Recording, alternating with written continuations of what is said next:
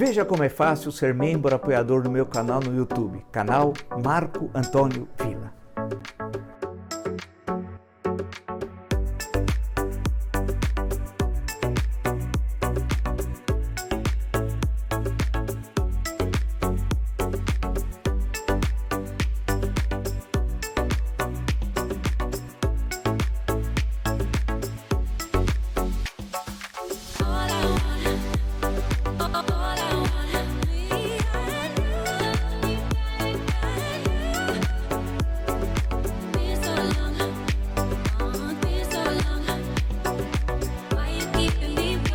Olá, estamos começando o nosso encontro de hoje. Agradeço, sempre faço questão de olhar, estamos chegando a 658 mil inscritos. Muito obrigado mesmo. E nos aproximando aí de 130 milhões de visualizações. Muito obrigado mesmo. Sempre digo que você gosta do canal, do conteúdo, das lives, das entrevistas, da perspectiva que nós temos, analítica, crítica, propositiva. Indica o canal a um amigo ou amiga. É muito fácil. Canal do YouTube, Marco Antônio Villa, dica para ativar as notificações, coloque like no que vocês gostarem, utilize, como vocês muito bem fazem, a página dos comentários. Além de estar inscrito, você pode também ser apoiador, membro apoiador do canal. Como é que você apoia o canal? Tem duas formas, é muito fácil. E dessa forma, né, você apoiando o canal, você fortalece o jornalismo independente, plural, democrático, republicano e de qualidade, e num ano, como eu sempre digo, e sem exagero, decisivo para a nossa história como o ano de 2022. Amanhã estamos postando uma entrevista com o presidente nacional de Cidadania, Roberto Freire, discutindo a conjuntura política. E para a próxima semana, nós já temos articulado algumas questões voltadas à guerra da Ucrânia, uma leitura diplomática, já está certo uma entrevista, e nós vamos divulgar na semana que vem, né? E uma análise militar da guerra, com um general da reserva fazendo uma análise militar da guerra. E estamos articulando agora a questão também para a semana que vem sobre a análise da conjuntura brasileira com personagens fundamentais, atores políticos importantes aqui do Brasil, tá bom? Só para deixá-los avisados. No Twitter pode me seguir pelo Villa Marco Villa, Instagram @Marco Antônio Villa Oficial, e no TikTok, quando sobra tempo no meio dessa correria, a partir da semana que vem com mais calma, no Marco Antônio Villa Oficial. Bem, lendo todo o material, vendo todas as coisas, eu gostaria só primeiro destacar a situação cada vez mais grave, né? Nós estamos acompanhando o cerco que a Rússia está fazendo da capital ucraniana de Kiev. É um processo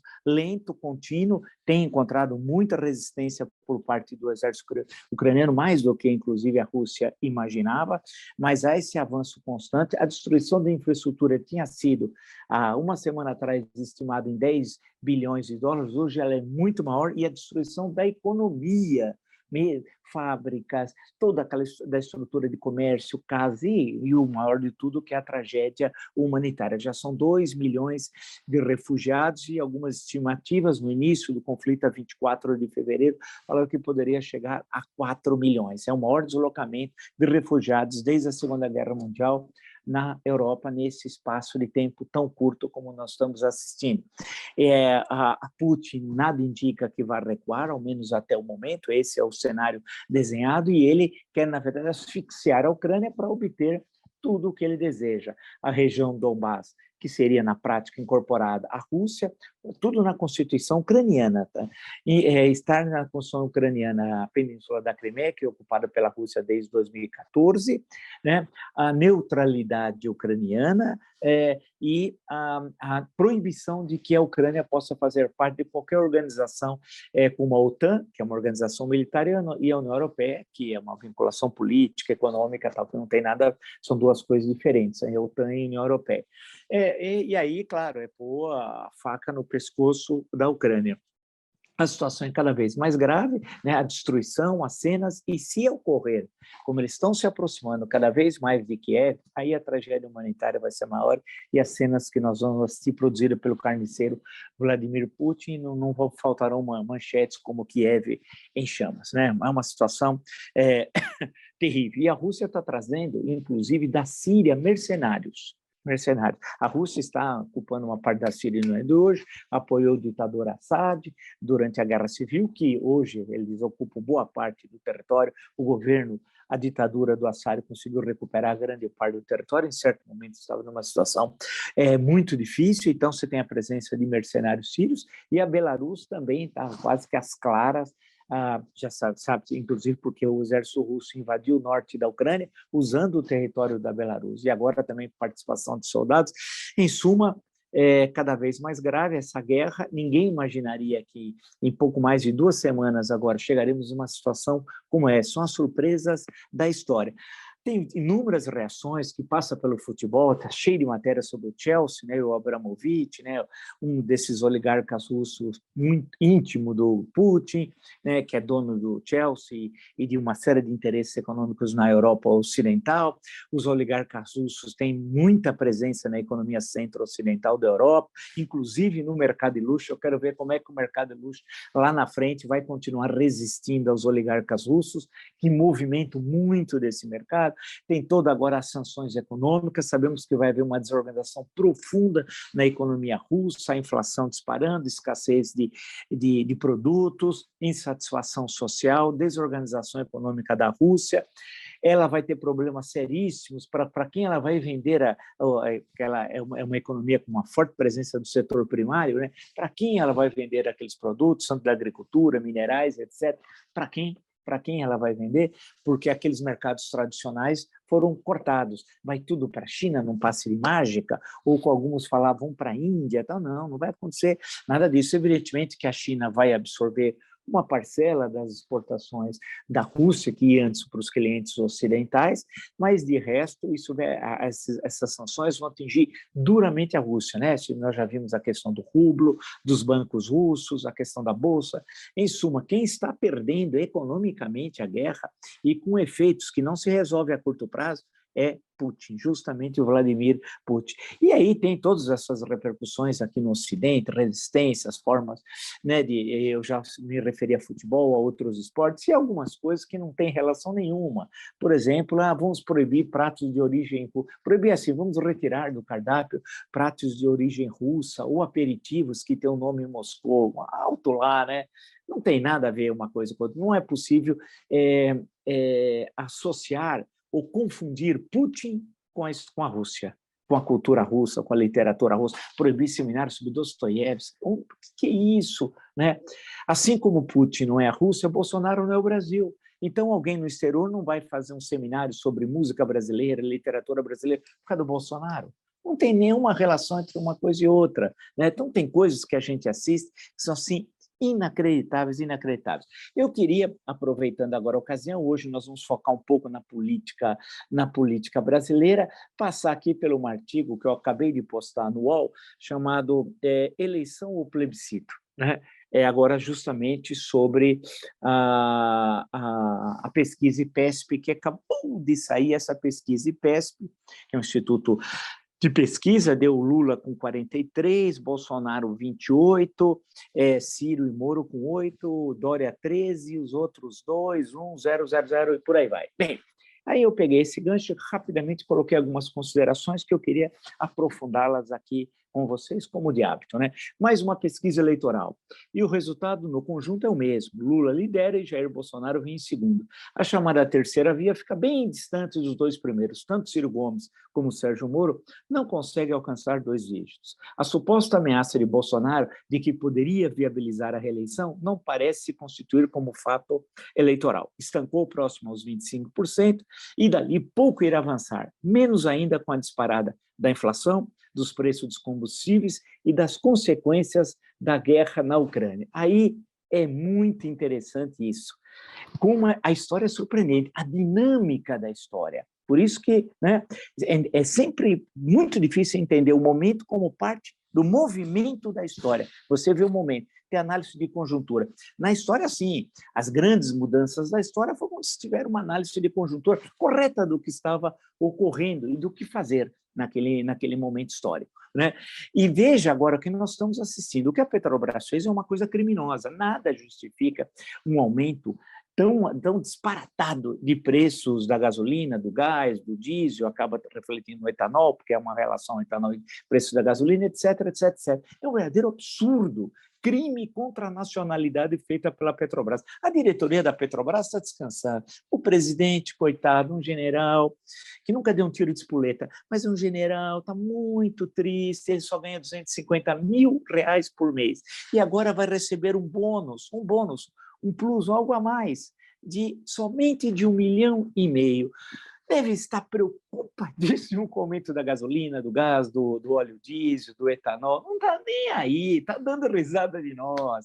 Aí que nós precisamos mudar. Uma empresa estatal, e eu defendo a Petrobras, criada depois da célebre campanha do Petróleo é Nosso, né? A 3 de outubro de 1953, quando teve a promulgação, todo o debate parlamentar, toda a riqueza da discussão do petróleo que volta a Monteiro Lobato, né? Vamos lembrar os anos 30, o escândalo do petróleo, só que a perspectiva de Monteiro Lobato não é aquela que eleva a Constituição, a criação da Petrobras, as especificidades no nacionalismo lobatiano. Eu já escrevi sobre isso, já falei sobre isso, e um dia aqui, eu prometo, vamos ver se eu faço, eu vou ler uns trechos, fazer uma brincadeira de eu entrevistando Monteiro Lobato, eu entrevistando Euclides da Cunha, eu vou fazer isso, eu prometi, que eu já tenho pronto, inclusive, da gente ver como é que são as pessoas e a leitura que sempre eles têm do Brasil, e são pessoas que eu admiro profundamente, né, pela vinculação com o Brasil, pela irritação com a mediocridade da elite política de cada momento histórico, assim por diante. Mas só queria lembrar que você tem o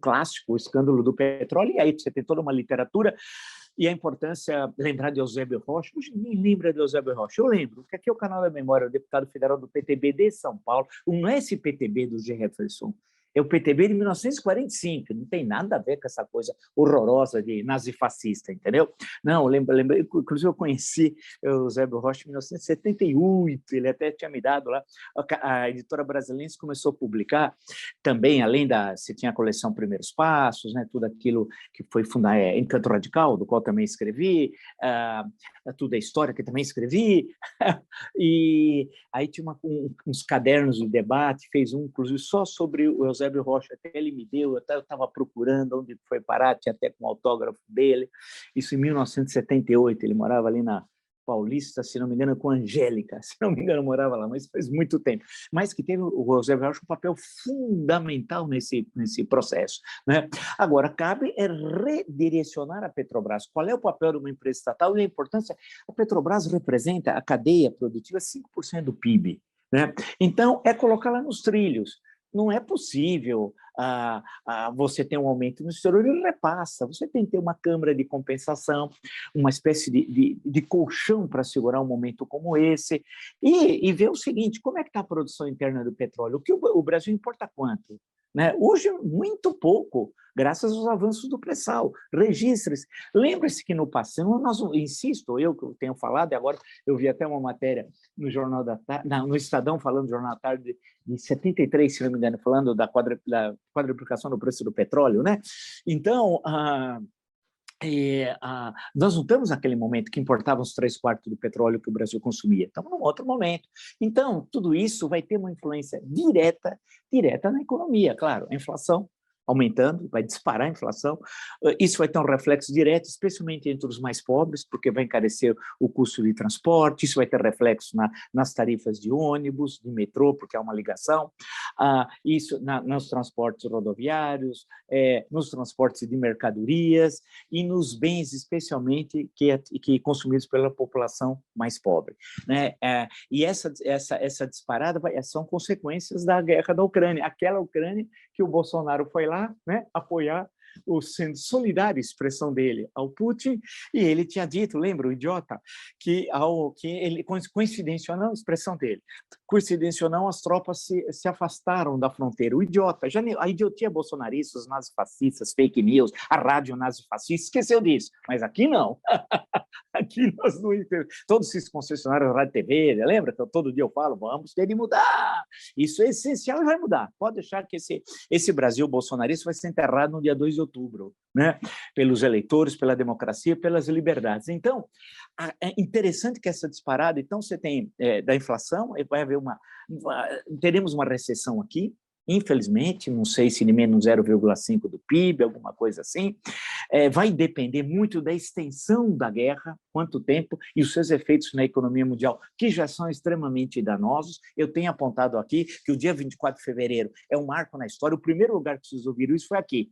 Agora todo mundo fala, especialmente falando inglês, que é sempre legal. Quando você fala inglês aqui em Pindorama, na terra descoberta por Cabral, é assim. Aí eu me lembro imediatamente do Lima Barreto, grande Lima Barreto, a quem eu admiro muito, e a melhor biografia do Lima é do Francisco Assis Barbosa, que o Lima Barreto até o final dos anos 50, século passado, evidente, as pessoas tinham esquecido o Lima Barreto, e a biografia brilhante foi até hereditária. Eu tenho a edição antiga ainda da vida de Lima Barreto, que é fantástico. O Francisco de Assis Barbosa, um brilhante biógrafo, um grande intelectual. Bem, aí, e o Lima Barreto tem aquele homem que sabia javanês, então, então tem muitos enganadores, tal, né? E eu fico vendo esses tipos. Então, nós não precisamos desse tipo de leitura. Dá para entender, será que a gente não pensa? Ao sul do Equador ninguém pensa? Ou ao norte, ao sul do Rio Grande, lá na divisa Estados Unidos-México, quer dizer, ao sul do Rio Grande ninguém pensa. Só pensa ao norte do Rio Grande, alto lá, né? Alto lá, devagar, né? Devagar. E evidentemente que o 24 de fevereiro é uma ruptura, uma censura, né? E no caso nosso também, que nós vamos ter como é que nós vamos nos recolocar numa nova ordem, que eu vou falar daqui a pouco sobre isso, né? Mas não continua no artigo, tá? Não está entre as qualidades dos militares que acompanham o Bolsonaro no Palácio Planalto o domínio da estratégia. São aprendizes com pouco ou nenhuma sapiência na arte da política. Eu fui muito educado aqui, porque tem momentos que eu sou muito educado. Eles não conhecem estratégia. Militar que não conhece estratégia não é militar. E tudo general, 4 estrelas, não conhece nada. É o Heleno, o Pateta, o Capacho Neto, conhecido como Braga Neto, o outro lá, o outro pangaré que tem lá, eles não sabem nada de estratégia, nem muito menos de entender a política. Eles não conseguem estratégia. Olhando a geopolítica mundial, o que está ocorrendo na Ucrânia, imagine eles na Ucrânia. Imagina nessa situação, eles tinham puxado o carro, tinham desertado, né? E não entendem política. São os pobres coitados que chegaram lá por causa de 2018. Um dia ainda nós vamos ter de entender 2018, por causa de 2018. Portanto, é uma caterva que não tem o mínimo conhecimento das grandes questões nacionais, tudo aquilo que militares em certa época tiveram. Essa ideia do projeto nacional, da autonomia nacional, o Brasil, a presença no hemisfério sul, né? Eu tenho um monte de coisa, desde os tenentistas, né? Os tenentistas, de vários, porque o tenentismo é um movimento de vários, tem mais à esquerda, mais à direita, ao centro, tem tudo. Tem desde o Luiz Carlos Prestes até outros que ficaram mais como o Juarez Távora. Vamos pegar os dois amigos da Coluna Prestes, fizeram junto a Coluna Prestes. Vamos pegar o Juarez Távora, o irmão dele, morreu aqui em São Paulo, aqui perto da Vila Mariana, né? É nome de rua e tal.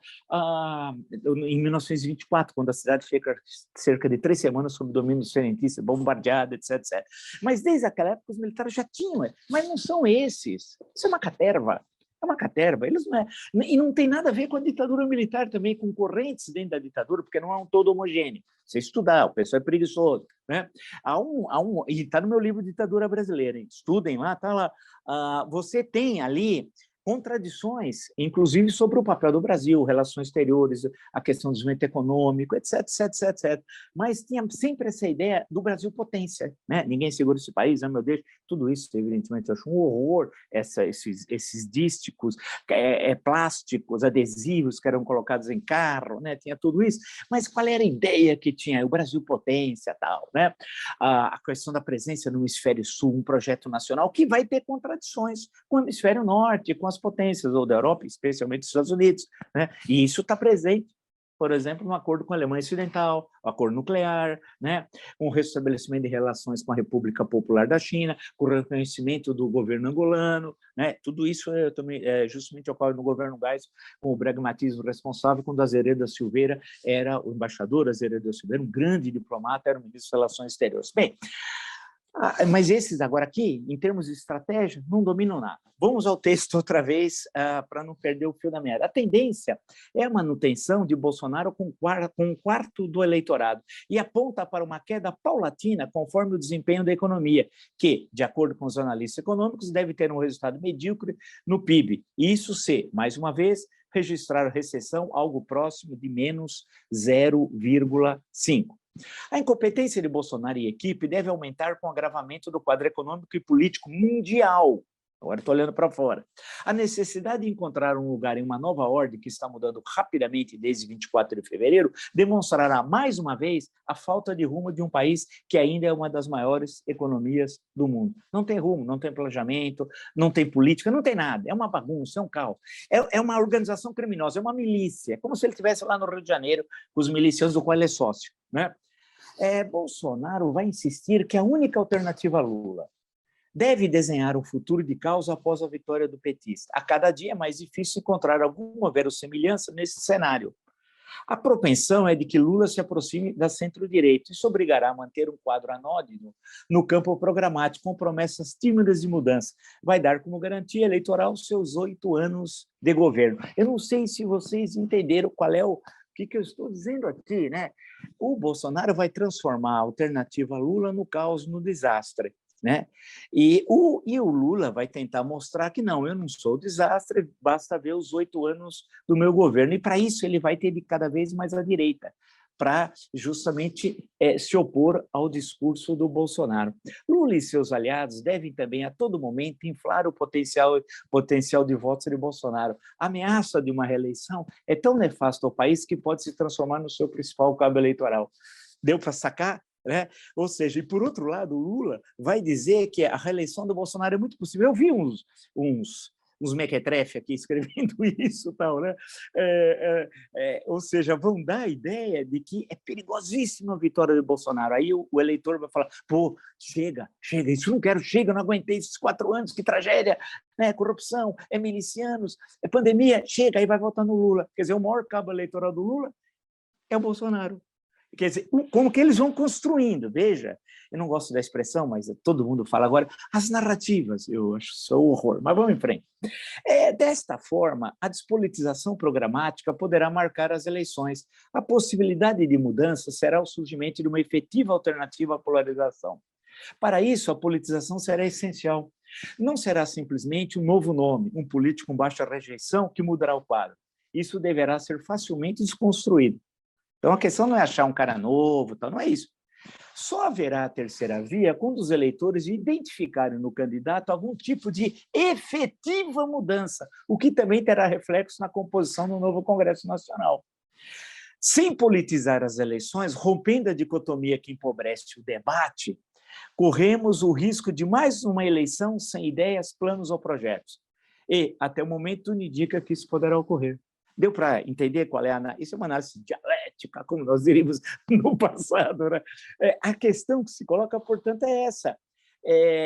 Para ter uma terceira via, que falam tanto, e para, inclusive, qualificar o processo eleitoral, precisa ter ideias, projetos. Ah, mas eu sou um cara novo, mas é isso? Mas espera, mas eu sou isso, eu sou aquilo. Não, precisa politizar, porque isso obrigará o Lula a politizar também seu discurso e fará com que o Bolsonaro, que não tem condições de politizar o discurso, radicalizar e ameaçar com golpe de Estado, minhas Forças Armadas, minhas PMs, e por aí vai.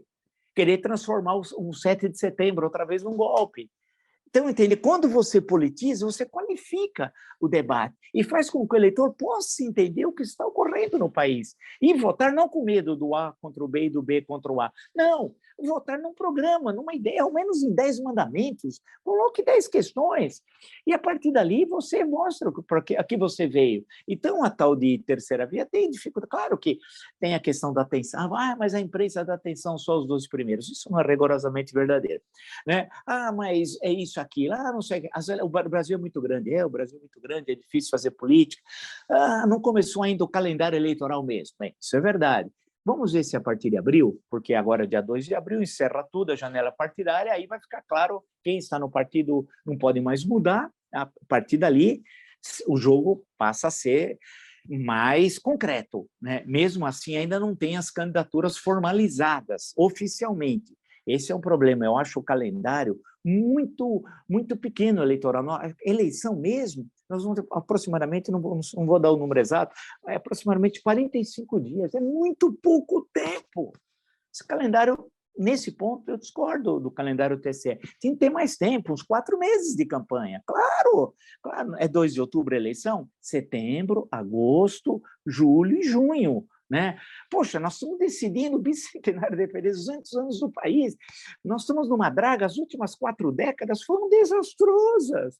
Né? A década de 80, de 90, a primeira desse século, a segunda desse século, caramba! E nós chamávamos os anos 80 de década perdida.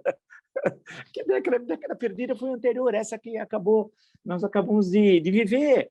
Por que a de 80 era chamada década perdida? Sabe por quê? Por causa dos anos 70 e anos 60. Por causa disso, né? Em comparação, grande crescimento que o Brasil teve. Daí que era chamada década perdida. Só que hoje, entre as 4, ela não é perdida. Ela é que o Brasil, provavelmente, estou chutando os números, mas tenha crescido mais, apesar de momentos assim, de recessão, crescimento rápido. Recessão, crescimento rápido. Não sei, precisava ver a média, o que daria. Claro que o momento de crescimento é a partir de 1980, mais estável a partir de 1985, né? Mesmo com os fracassos dos planos de estabilização, Cruzado 1, Cruzado 2, o Plano Bresser e o Plano Verão, fracassaram, mas é engraçado isso, que é uma outra questão econômica boa, apesar do fracasso da inflação chegar anual a 4 dígitos, ainda você tem um crescimento do PIB bastante significativo. Bem, são coisas que só acontecem no Brasil e são de difícil compreensão, né?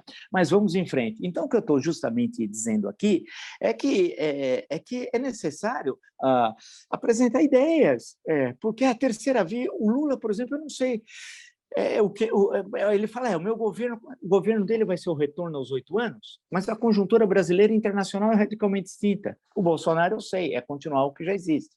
Não estou nem entrando no mérito se é bom ou ruim, tá? Mas a tal terceira via aí, que mais? O que pensa, né? É difícil. Daí que eu coloquei aqui a disparada inflação e a intensificação da crise econômica vai isolar politicamente ainda mais o Bolsonaro. Ainda mais. Ele vai perder apoio crescente entre o eleitorado mais pobre. Pode guardar, registre aí, vai disparar os preços dos gêneros de primeira necessidade. Você tem um efeito multiplicador quando aumenta o combustível no Brasil, que é terrível. E se perder o controle da inflação, meu Deus do céu, nós já estamos a 10%, a média da inflação anual, quer dizer, não desse ano, mas comparado, pegando o mês de fevereiro do ano passado, né? Entenda-se. E isso e a maior parte do eleitorado são os pobres, e isso tem reflexo direto no campo eleitoral, na eleição, no voto. Você acha que ele vai conseguir reeleição? Mas não, além de tudo que ele já fez, da pandemia, de toda a tragédia, de todo o caos, né? E isso produzido pela guerra do Putin, que ele continua ainda apoiando o Putin, pelos fertilizantes, a doideira, a doideira. A tendência é um enfraquecimento gradual da candidatura do Bolsonaro, o que poderá levar como consequência o processo de radicalização dos seus nazifascistas. E isso é uma boa sacada, porque o que vai acontecer? O Centrão vai abandoná-lo, se uma terceira via se viabilizar, vira a segunda via, né, no lugar do Bolsonaro, e aí vai ter o confronto para a discussão política com o Lula, que o Lula vai ter de apresentar seu programa político. Qual é, concretamente? Não adianta falar, mas quando eu fui presidente, não, conjuntura brasileira e internacional é outra, o momento é outro, ninguém lembra também. Você tem um outro eleitorado que nem votava na época que ele foi presidente, ele vai apagar, evidentemente, a gestão Dilma, isso já se sabe, não tem nenhuma novidade, né? Então, o que vai fazer o Bolsonaro, os nazifascistas? Vão radicalizar. Eu temo muito pela questão da violência na campanha. Eu fui o primeiro a levantar isso.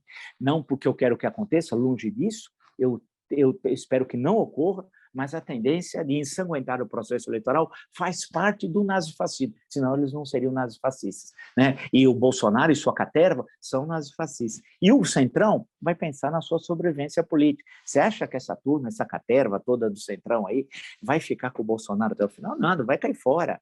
Cai fora. Agora, inclusive, a Polícia Federal fez uma operação sobre deputados do partido do Valdemar, né, todos criminosos que roubavam o dinheiro da saúde. A Polícia Federal disse que deputados do PL cobravam propina de 25%, 25% por emendas no orçamento, na área de saúde que é para os municípios do Maranhão, 25% dos bandidos ladrões, bolsonaristas, claro, é sinônimo, né? Então, essa turma aqui, você acha que vai ficar com o Bolsonaro? Eles querem continuar mamando, né, no orçamento, e não estão nem aí. Então, a tendência nesse processo, e as pesquisas mostram isso, eu acho, e aqui a gente sempre tenta avançar um pouco mais em relação ao que se vê por aí, é que o apoio do Bolsonaro a Putin vai ter um alto custo eleitoral. são as ironias da história. A história é assim, né? Você não consegue prever, quando você faz um movimento político, né? Você não consegue determinar, não é como se você faz um movimento na física, você determina a força, movimento, força daqui, movimento retilíneo uniforme, eu lembro isso aí faz tempo, o movimento retilíneo uniformemente variado, etc. Todas aquelas coisas, você consegue determinar, não é verdade? Na política, não. Né? Tem variáveis que você não consegue controlar e novas variáveis que eu vou adentrando em pleno processo histórico. Né? E é isso que nós estamos vendo, essa disparada do preço do petróleo. Claro que ele, em um certo momento ele vai estabilizar, mas os efeitos que ele tem sobre a economia brasileira, que não são os mesmos efeitos que tem sobre economias desenvolvidas, inclusive porque a matriz energética é distinta do que a nossa. Essa é uma outra discussão hiper importante que poderia ser feita agora sobre matriz energética. Então, um candidato dessa terceira via, que falam tanto, aproveitar a questão e falar, pô, precisamos mudar a matriz energética, por várias razões. Tem a razão econômica, tem a razão do meio ambiente, etc, etc. Né? E é possível fazer como? Assim, assim, assim. Precisa ter intervenção imediata e politiza a discussão. Né? Porque senão fica essa história. O Lula diz que o maior cabo eleitoral dele é o Bolsonaro, e é verdade, porque todo mundo fica com medo, né? Entre Lula e Bolsonaro vai votar no Lula, e a pesquisa mostra isso, simulações de segundo turno, e o Bolsonaro transforma o governo Lula no caos, né? Num possível caos, e aí o Lula, com isso, empurra cada vez mais à direita as suas alianças, para mostrar, não tem nada com caos. Aí as alianças no Pará com os barbalhos, e assim por diante, né? Que são coisas bastante conhecidas de vocês. Então, nesse cenário, fica cada vez mais claro, Bolsonaro será derrotado na eleição, sim, e o Putin vai ajudar. São as ironias da história, como diria um grande historiador, que inclusive tem uma belíssima biografia do Trotsky, o Profeta Armado, Desarmado e Banido, são 3 volumes, né? O Isaac Deutscher, e também tem a biografia sobre Stalin, um dos seus livros são as ironias da história. E é interessante quando você lê o Deutscher, eu tenho aqui, mesmo a biografia do Stalin que ele escreveu sem ter a documentação que os pesquisadores modernos vão ter, com a abertura de alguns arquivos na antiga União Soviética, depois Rússia, né? Mas como ele sacou grandes coisas. E a biografia do Trotsky dele é fantástica, fantástica. Né? E a referência que ele pega é o Maquiavel, daí o título Profeta Armado, né? E aí ele está se referindo toda a participação dele no Partido Operário Social Democrata Russo, depois como ele não fica nem com os bolcheviques nem com os mencheviques, depois adere aos bolcheviques, estou falando grosso modo, muito rápido, né? E a participação dele em 1905, como é chamado, ensaio geral, e depois em 17, né? E aí sendo um dos líderes principais da Revolução Bolchevique, e depois o criador e o primeiro comandante do Exército Vermelho. E aí vem todas as questões da sucessão do Lênin, ele perde espaço, cria uma oposição dele em 1927, aí já é o Profeta Armado, aí o Profeta já que está desarmado, porque ele não tem poder político nenhum, vai para o exílio interno em Alma-Ata, e depois é expulso, vai para a ilha de Príncipe lá da Turquia, o Quipo, e depois passa por alguns países, chega na Noruega, inclusive, ele escreve sobre isso da Noruega, e aí o único país que o aceita em 1938 é o México, cujo presidente, uma grande figura, Lázaro Cárdenas, presidente de 1934 a 40, aceita receber. Nenhum país do mundo o aceitaria, ou seja, ele teria de ir para a União Soviética. Imagina em 38, com todos os expurgos que estavam ocorrendo na União Soviética, evidentemente, que ele mal sobreviveria 1 minuto ao chegar na União Soviética, e ele era a grande referência do momento da Revolução, todo o processo de apagamento e tal. E o Deutscher, né? E aí até o assassinato dele em agosto de 1940 no México, Ramon Mercader, e aí tem uma longa história. Mas o Deutscher, num dos seus vídeos, fala sobre as ironias da história, e nós estamos vendo agora o apoio dele ao Putin, e com esses militares de fancaria, do Exército Brancaleano do Palácio do Planalto, estou me referindo a esse círculo dessa Orcrim que lá está, não entende nada de estratégia, de leitura de mundo, conhecimento geopolítico, né? E justamente isso vai agravar ainda mais a situação interna por reflexos eleitorais na reeleição do Bolsonaro, e aí são as contradições. O Putin, que ele adora, ele ficou fascinado pelo Putin, e os nazifascistas bolsonaristas também, que diz que ele é conservador, o Putin, vão levá-los ainda mais à derrota, e o Brasil não pode ter Bolsonaro na presidência da República, sob o risco desse país a entrar numa guerra civil, caso esse criminoso seja reeleito. Não vai ser reeleito. O povo brasileiro sabe que 2022 não é 2018. São momentos históricos radicalmente distintos. E vai ser o primeiro presidente candidato à reeleição derrotado. Eu fui o primeiro a dizê-lo aqui. Vocês sabem, a reeleição foi adotada em 1997, por emenda constitucional. O primeiro reeleito foi o Fernando Henrique, e eu já tinha cantado a bola lá atrás que ele não seria reeleito. E o cenário cada vez reforça mais a minha análise. É isso. Se você gostou dessa e tantas outras lives do meu canal, indica o canal, está inscrito a um amigo, uma amiga, muito fácil, canal no YouTube, Marco Antônio Villa, diga para ativar o sininho de suas notificações, coloque like no que vocês gostarem, utilize. Vocês muito bem fazem a página dos comentários, né? Lembro que além de estar inscrito, você pode ser apoiador do canal, membro apoiador do canal. Tem duas formas, você vê qual e você escolhe qual a forma que você quer apoiar o canal, e isso é importante num ano decisivo como é o nosso, né? Tendo como referência, como base, um jornalismo independente, de qualidade, plural, republicano e democrático. No Twitter, vocês podem me seguir pelo Vila Marco Villa, Instagram, @Marco Antônio Villa Oficial, e quando dá, nós estamos lá também no TikTok, Marco Antônio Villa Oficial. Nos encontramos amanhã. Até!